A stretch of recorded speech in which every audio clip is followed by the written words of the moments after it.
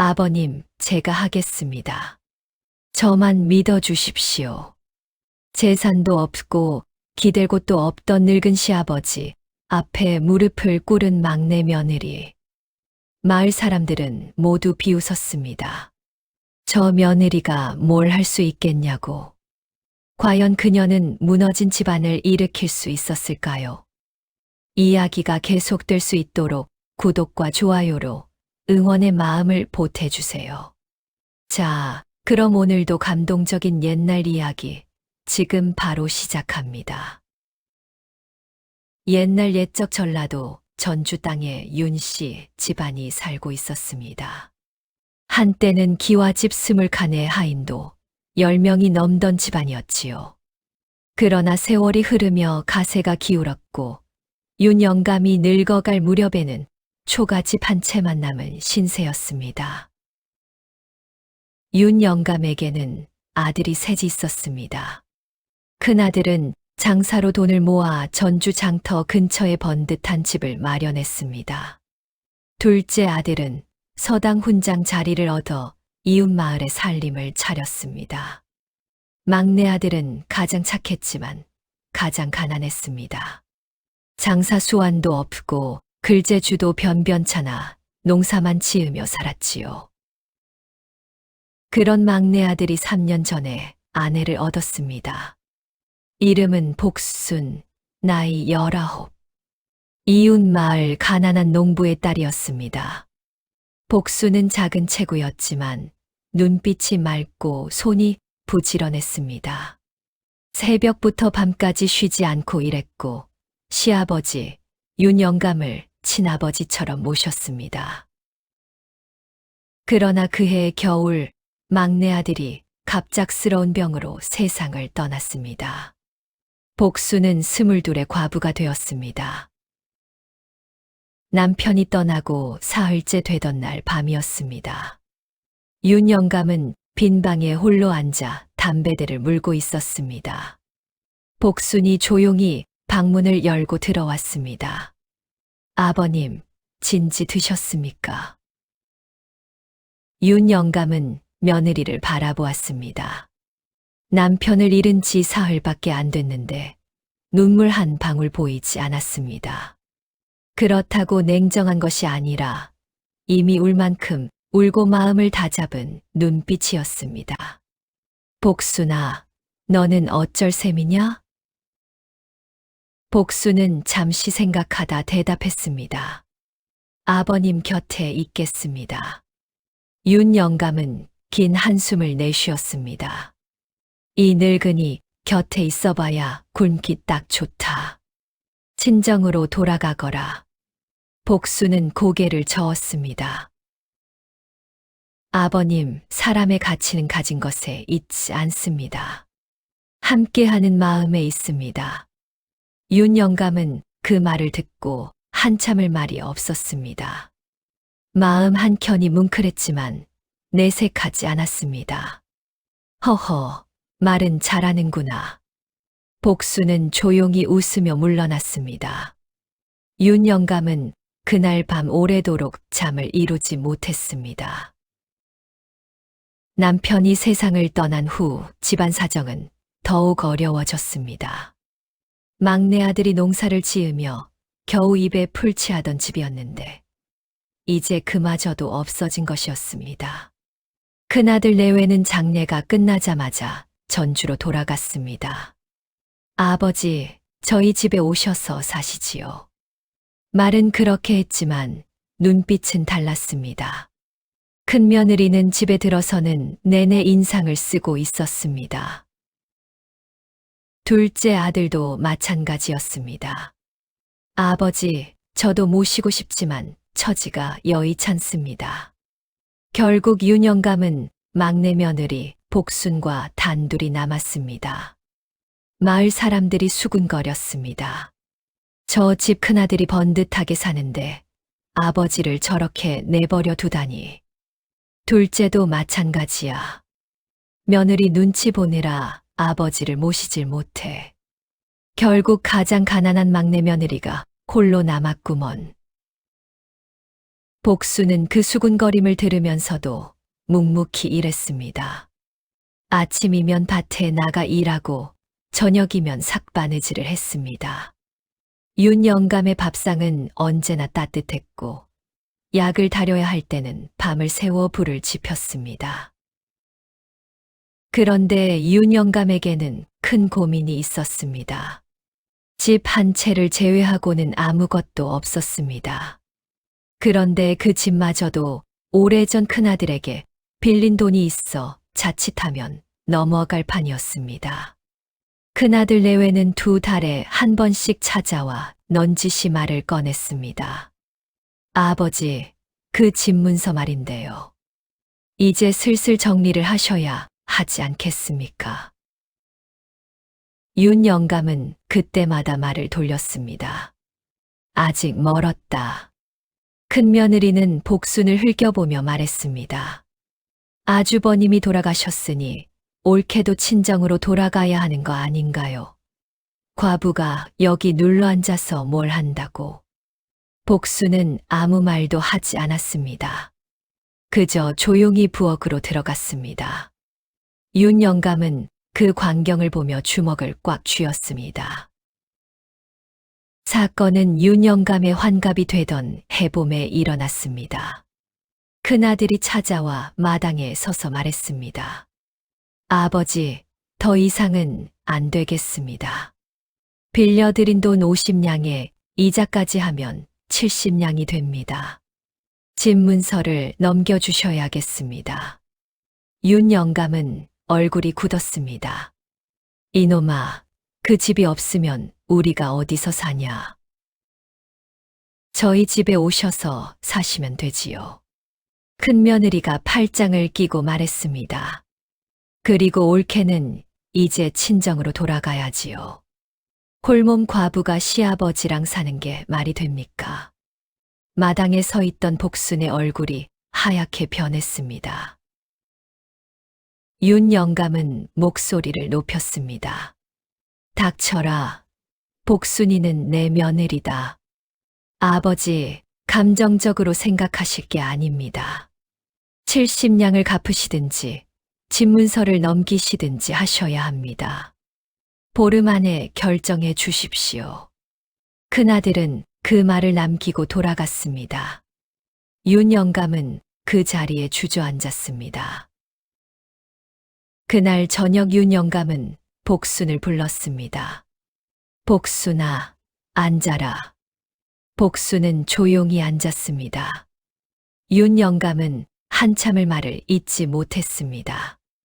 너도 들었겠지. 집을 빼앗길 판이다. 예, 아버님. 70냥이 없다. 이 늙은이한테는 없어. 복순은 고개를 끄덕였습니다. 복순아, 솔직히 말하마. 너 친정으로 돌아가거라. 여기 있어봐야 너만 고생이다. 집도 곧 없어질 것이고 이 늙은이는 큰아들 집에 얹혀 살면 될 것이다. 복순은 잠시 말이 없었습니다. 윤 영감은 며느리의 눈치를 살폈습니다. 싫으냐? 복순이 천천히 입을 열었습니다. 아버님, 제가 하겠습니다. 뭘? 70냥을 마련하겠습니다. 윤 영감은 눈을 동그랗게 떴습니다. 이 애가 지금 제정신이냐? 70냥이 어디서 나온다는 게냐? 아버님, 보름만 시간을 주십시오. 방법이 있습니다. 무슨 방법이? 제가 생각해둔 것이 있습니다. 아버님만 믿어주신다면요. 윤 영감은 어이없다는 듯 혀를 찼습니다. 허허, 이 작은 것이 70냥을 보름 만에 만든다고? 못하면 그때 친정으로 돌아가겠습니다. 하지만 한 번만 믿어주십시오. 윤 영감은 며느리의 눈을 바라보았습니다. 작지만 흔들림이 없는 눈이었습니다. 알겠다. 다음 날 새벽 복수는 일찍 일어났습니다. 부엌에서 무언가를 꺼냈습니다. 남편이 살아있을 때 복순이 틈틈이 만들어 두었던 것이었습니다. 비단 놀이개, 수놓은 주머니, 색실로 짠 버선. 복수는 보자기에 그것들을 싸서 등에 둘러맸습니다. 윤 영감이 마루에서 바라보았습니다. 어딜 가느냐? 전주 장터에 다녀오겠습니다. 혼자서. 예, 아버님. 윤 영감은 걱정스러운 눈으로 바라보았습니다. 장터에 가서 어쩌려고? 복수는 돌아서며 말했습니다. 제가 하겠습니다. 아버님은 집에 계십시오. 그 말을 남기고 복수는 대문을 나섰습니다. 윤 영감은 대문이 닫히는 소리를 들으며 긴 한숨을 내쉬었습니다. 저 작은 것이. 전주 장터는 5일장이 서는 날이었습니다. 사람들이 북적이고 온갖 물건이 넘쳐났습니다. 복수는 장터 한쪽에 자리를 잡고 보자기를 펼쳤습니다. 비단 놀이개와 수놓은 주머니들이 햇빛을 받아 곱게 빛났습니다. 그런데 지나가던 사람들은 힐끗 보고 그냥 지나쳤습니다. 얼마요? 놀이개는 석냥, 주머니는 한냥이옵니다. 비싸네. 그렇게 오전이 지났습니다. 복수는 마음이 타들어갔지만 얼굴에 내색하지 않았습니다. 그때였습니다. 한 노파가 지팡이를 짚고 다가왔습니다. 허름한 차림이었지만 눈빛이 예사롭지 않았습니다. 노파는 복순의 물건을 하나하나 살펴보았습니다. 놀이개를 들어보고 주머니를 뒤집어보고 버선의 술을 들여다보았습니다. 내가 만든 것이냐? 예, 제가 만들었습니다. 언제부터 이런 것을 만들었느냐? 12살 때부터입니다. 노파는 고개를 끄덕였습니다. 솜씨가 보통이 아니구나. 이 수놓은 방식이 어디서 배웠느냐? 어머니에게 배웠습니다. 내 어머니가 누구냐? 여산 땅 박씨 댁딸이옵니다. 노파의 눈이 번쩍 뜨였습니다. 혹시 박씨 댁 둘째 딸이냐? 복수는 고개를 들었습니다. 예, 맞습니다. 어찌 아십니까? 노파는 잠시 말을 잊지 못했습니다. 허허, 그 아이 딸이 이런 솜씨를 지니고 있었구나. 노파는 주저앉아 복순과 마주 앉았습니다. 나는 전주에서 포목전을 하는 오씨라고 한다. 내 어머니와 어릴 때 같은 마을에서 자랐지. 그 아이가 바느질 솜씨가 얼마나 뛰어났는지 마을에서 모르는 사람이 없었다. 복수는 놀랐습니다. 어머니를 아십니까? 알다마다. 그런데 내가 이걸 왜 팔고 있느냐? 무슨 사정이 있는 것이냐? 복수는 잠시 망설이다 사정을 털어놓았습니다. 오씨 노파는 말없이 들었습니다. 이야기가 끝나자 노파가 말했습니다. 복수나 이 물건들을 내 포목전에 맡겨라. 내가 제 값을 받아줄 것이다. 그리고 한 가지 더. 노파는 복순의 손을 잡았습니다. 내 솜씨라면 더 크게 할 수 있다. 지금 당장의 70냥만 생각하지 말고 멀리 보아라. 사람의 재주는 그것을 알아보는 사람을 만나야 빛이 나는 법이다. 복수는 그 말을 가슴 깊이 새겼습니다. 감사합니다. 오씨 노파는 약속을 지켰습니다. 복순의 놀이개와 주머니는 포목전 한켠에 자리를 잡았습니다. 그런데 이상한 일이 벌어졌습니다. 전주 장터를 찾은 양반댁 마님 한 분이 복순의 놀이개를 보고 눈이 동그래진 것이었습니다. 이게 어디 물건이요? 전주 인근에 사는 처자가 만든 것입니다. 솜씨가 보통이 아니구만. 이 수 좀 보시오. 나비가 살아있는 것 같지 않소. 그 마님이 놀이개를 2개 사갔습니다. 소문은 빠르게 퍼졌습니다. 사흘 후 다른 양반댁에서 사람이 찾아왔습니다. 혼수 놀이개를 맞추고 싶소. 10개를 부탁할 수 있겠소. 복수는 밤을 새워 만들었습니다.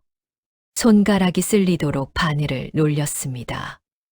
열흘 후 놀이개 10개가 완성됐습니다.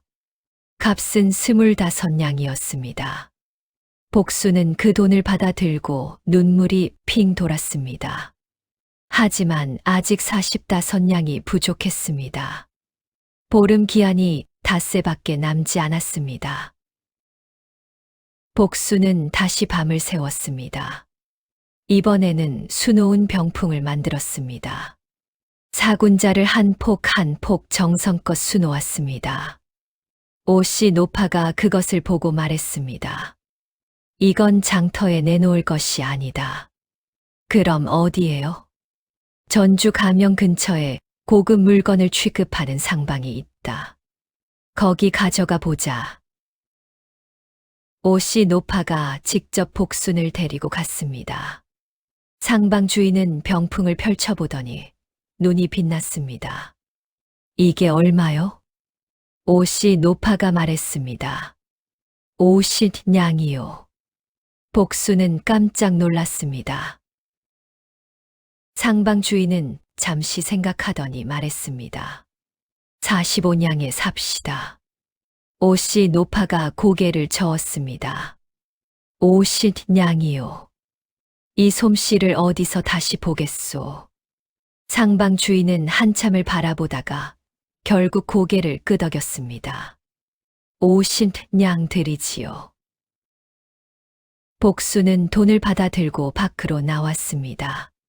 25냥에 50냥, 합이 75냥이었습니다. 70냥을 넘었습니다. 복수는 전주 장터 한복판에 서서 하늘을 바라보았습니다. 눈물이 흘렀습니다. 서방님, 했습니다. 한편 윤영감은 집에서 며느리를 기다리고 있었습니다. 보름째 날이 됐습니다. 큰아들 내외가 아침 일찍 찾아왔습니다. 아버지, 결정하셨습니까? 윤영감은 입술을 깨물었습니다. 그때 대문이 열렸습니다. 복순이 들어왔습니다. 손에 돈 보따리를 들고 있었습니다. 아버님, 75냥입니다.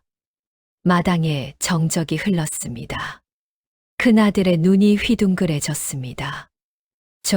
저게, 어디서 났어?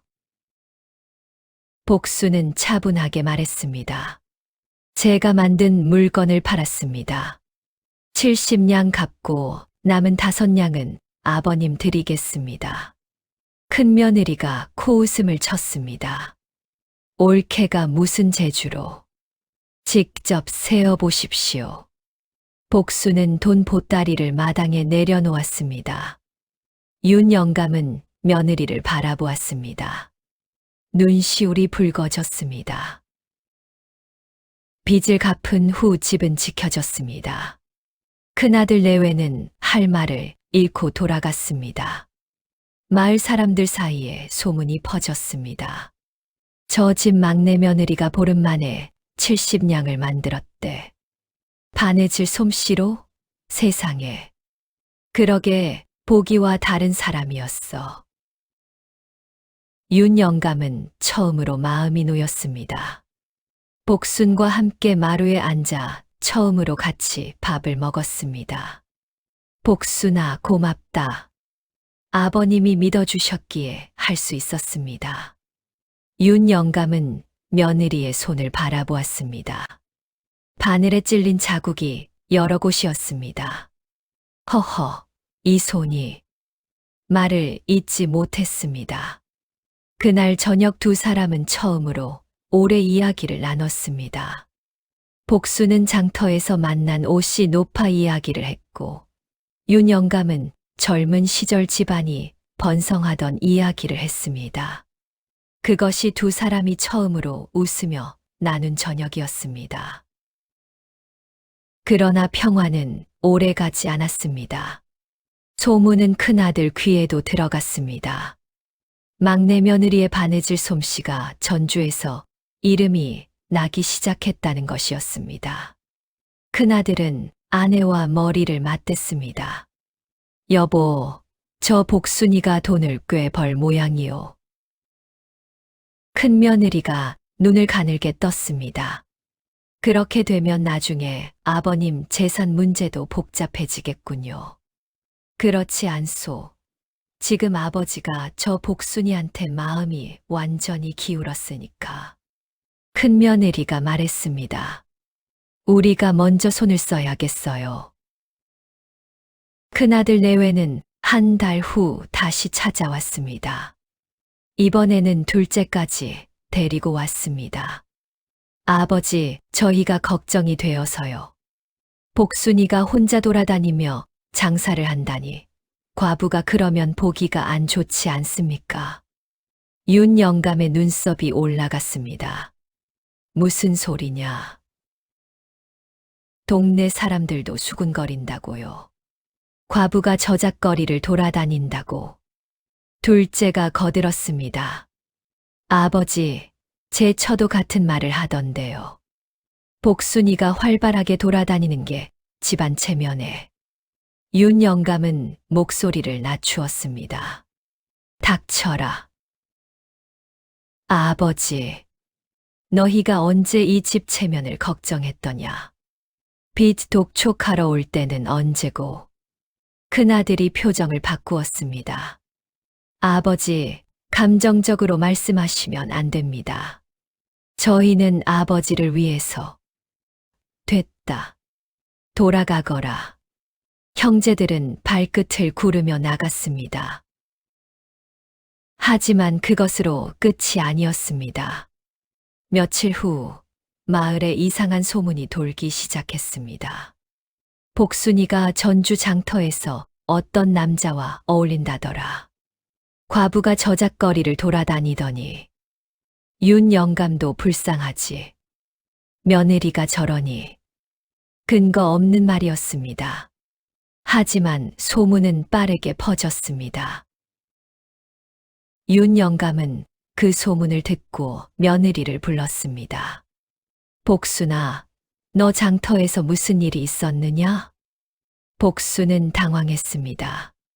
아버님, 저는 물건을 팔고 왔을 뿐입니다. 오씨 노파 외에 다른 사람을 만났느냐? 상방 주인을 만났습니다. 병풍을 팔았고요. 남자와 어울렸다는 말이 돌더라. 복순의 얼굴이 굳었습니다. 아버님, 그건 사실이 아닙니다. 윤 영감은 한참을 며느리를 바라보았습니다. 복순의 눈빛은 흔들리지 않았습니다. 윤 영감은 고개를 끄덕였습니다. 알았다. 내가 믿는다. 하지만 마을 사람들의 시선은 달라졌습니다. 오씨 노파도 그 소문을 들었습니다. 노파는 고개를 저었습니다. 이건 자연스럽게 퍼진 소문이 아니야. 노파는 장터에서 소문의 출처를 추적했습니다. 결국 알아냈습니다. 소문을 처음 퍼뜨린 사람은 큰아들 내외가 심어놓은 마을 안악이었습니다. 오씨 노파는 곧장 윤 영감을 찾아왔습니다. 영감님, 제가 할 말이 있습니다. 오씨 노파에게서 사실을 들은 윤 영감은 오래도록 말이 없었습니다. 제 자식이 며느리를 음해하기 위해 소문을 퍼뜨렸다는 것이었습니다. 영감님, 큰아들 내외가 복순이를 내쫓으려는 것입니다. 복순이가 돈을 벌기 시작하니 위협이 된 것이지요. 윤 영감은 두 손으로 얼굴을 감쌌습니다. 내 자식이 내 자식이 그랬단 말이오. 그날 밤 복수는 윤영감의 방문 앞에 앉아 있었습니다. 방 안에서 윤영감의 낮은 울음소리가 새어나왔습니다. 복수는 그 소리를 들으며 눈물을 흘렸습니다. 그리고 생각했습니다. 내가 여기 있는 것이 아버님께 짐이 되는 것인가? 내가 떠나는 것이 맞는 것인가? 그 밤이 복순에게는 가장 길고 어두운 밤이었습니다. 새벽이 되었습니다. 복수는 마당에 나와 우물가에 앉았습니다. 두레박을 내리고 물을 길었습니다. 차가운 물이 손에 닿았습니다. 떠나야 하는가? 복수는 오래 생각했습니다. 그때 오씨 노파의 말이 떠올랐습니다. 사람의 재주는 그것을 알아보는 사람을 만나야 빛이 나는 법이다. 그리고 처음 윤영감에게 했던 자신의 말도 떠올랐습니다. 사람의 가치는 가진 것에 있지 않습니다. 함께하는 마음에 있습니다. 복수는 긴 숨을 내쉬었습니다. 내가 떠나면 아버님은 진짜로 혼자가 된다. 소문이 두려워서 떠나는 것은 내가 한 말을 스스로 저버리는 것이다. 함께하는 마음. 그것이 내가 여기 있는 이유였다. 복수는 천천히 고개를 들었습니다. 하늘이 밝아오고 있었습니다. 그리고 한 가지 생각이 떠올랐습니다. 소문을 잠재울 방법이 아니라 소문 따위가 아무 소용없게 만들 방법이었습니다. 날이 밝자 복수는 오씨 노파를 찾아갔습니다. 노파님, 부탁이 있습니다. 무슨 부탁이냐? 저한테 자리를 하나 내어 주십시오. 포목전 한켠의 작은 자리면 됩니다. 오씨 노파가 눈을 가늘게 떴습니다. 무얼 하려고? 바느질 가게를 차리겠습니다. 제대로요. 노파는 복순을 한참 바라보았습니다. 소문이 두렵지 않으냐? 두렵습니다. 하지만 소문은 그것보다 더 큰 것이 생기면 사라지는 법이라고 생각합니다. 오씨 노파는 잠시 후 빙그레 웃었습니다. 그래, 내가 자리를 내어주마. 복수는 그 길로 윤영감에게 돌아왔습니다. 아버님, 저 도망가지 않겠습니다. 윤영감은 며느리를 바라보았습니다. 복수나, 아버님이 저를 믿어주셔야 합니다. 다시 한번요. 윤영감은 천천히 고개를 끄덕였습니다. 그래, 믿는다. 복수는 오씨 노파의 포목전 한켠에 작은 자리를 마련했습니다. 바느질 가게였습니다. 처음에는 찾는 사람이 없었습니다. 소문이 퍼진 탓에 사람들이 꺼렸습니다. 하지만 복수는 흔들리지 않았습니다. 매일 아침 자리에 앉아 바늘을 들었습니다. 그러던 어느 날, 전주 가명나리의 부인이 포목전을 찾아왔습니다. 오씨 노파가 은근히 말을 넣어둔 것이었습니다. 혼수 놀이개를 맞추고 싶소. 딸아이 혼례가 2달 후인데. 복수는 자리에서 일어나 정중하게 인사했습니다. 어떤 것을 원하십니까? 부인은 복순의 샘플을 하나하나 살펴보았습니다. 이 나비수는 어찌 이리 정교하오? 12살 때부터 어머니께 배웠습니다. 부인은 놀이개 20개를 맞추었습니다. 값은 60냥이었습니다. 가명부인이 다녀갔다는 소문이 퍼지자 장터 분위기가 달라졌습니다. 저 바느질 가게 가명부인이 찾아갔대. 솜씨가 그렇게 좋다는 거잖아. 내가 들은 소문은 누가 꾸민 것 아니냐? 근거 없는 소문은 힘을 잃기 시작했습니다. 반년이 지나자 복순의 가게는 전주에서 이름이 났습니다. 양반대 콘수 놀이개는 복순의 가게에서 맞춰야 한다는 말이 생겼습니다. 복순은 솜씨 좋은 처자 둘을 데려다 함께 일하기 시작했습니다. 돈이 모이기 시작했습니다. 복순은 그 돈으로 집 옆에 방 한 칸을 더 짓고 윤 영감의 약을 사고 겨울 장작을 넉넉히 쌓아두었습니다. 윤 영감은 달라진 집안을 바라보며 말했습니다. 복순아, 내가 이 집을 살렸구나. 아버님이 믿어주셨기에 가능했습니다. 그러던 어느 날이었습니다. 큰아들 내외가 다시 찾아왔습니다. 이번에는 기세가 달랐습니다. 고개를 숙이고 들어왔습니다. 아버지, 저희가 그동안 잘못했습니다. 윤 영감은 아무 말도 하지 않았습니다. 큰아들이 복순 앞에 섰습니다. 옳게, 내가 잘못했소. 그런 소문을 퍼뜨린 것은 부끄러운 짓이었소. 복순은 잠시 큰아들을 바라보았습니다. 형님, 사과는 받겠습니다. 하지만 한 가지만 말씀드리겠습니다. 말해보시오. 이 집에서 아버님을 지킨 것은 재산이 아니었습니다. 함께하는 마음이었습니다. 형님도 그 마음이 있으시다면 이제부터라도 아버님 곁에 더 자주 오십시오. 큰아들은 고개를 들지 못했습니다. 큰며느리도 고개를 숙였습니다. 윤 영감은 그 광경을 바라보며 말했습니다. 됐다. 다들 앉아라. 밥이나 먹자. 그것이 오랜만에 윤 씨 집안이 한자리에 모인 날이었습니다. 세월이 흘렀습니다.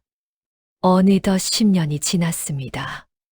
전주 장터 한복판에 복순의 가게가 있었습니다. 처음에 작은 자리가 아니었습니다. 번듯한 가게였습니다. 간판에는 이렇게 쓰여 있었습니다. 복순 바느질방. 가게 안에는 처자 5이 함께 일하고 있었습니다.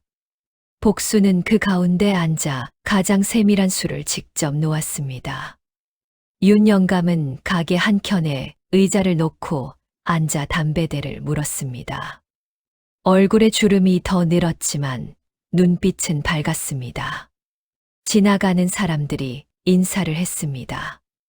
영감님, 오늘도 나오셨군요. 허허, 여기가 제일 따뜻하다네. 복순은 바늘을 놓고 고개를 들었습니다. 시아버지의 밝은 얼굴이 보였습니다. 10년 전 맨발로 장터를 찾아가던 날이 떠올랐습니다. 손이 트도록 바늘을 놀리던 밤이 떠올랐습니다. 눈시울이 붉어졌습니다. 하지만 입가에는 미소가 있었습니다. 사람의 가치는 가진 것에 있지 않습니다. 함께하는 마음에 있습니다. 복수는 그것을 말로 배운 것이 아니라 살아내며 증명했습니다. 재산도 없고 기댈 곳도 없던 작은 여인이 바늘 하나와 실 한 오라기로 집안을 일으켰습니다. 소문도 막지 못했고 시기도 막지 못했던 것을. 그것이 복순의 이야기가 우리에게 전하는 말이었습니다. 다음 영상을 빠르게 만나보시려면 좋아요와 구독을 눌러주세요. 지금 화면에 나오는 미다며 훈장에 더 재미있는 영상들도 함께 해주세요. 그럼 모두 행복한 하루 보내세요. 감사합니다.